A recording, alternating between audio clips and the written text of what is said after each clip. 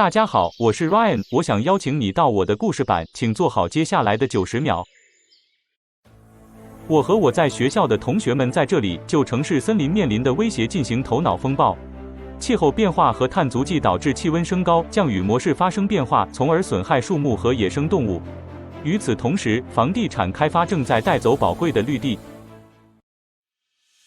当我们不保护我们的城市森林时，就会发生这种情况。我们失去了社区的自然美景以及随之而来的所有环境效益。鼓励家人和朋友通过使用清洁能源或骑自行车代替开车来减少日常生活中的碳足迹。通过种植本地植物并照顾现有植物，让自己的后院对野生动物更加友好。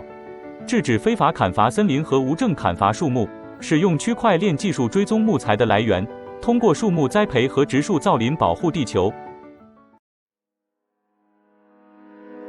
我对保护城市森林和环境的建议是互动培训。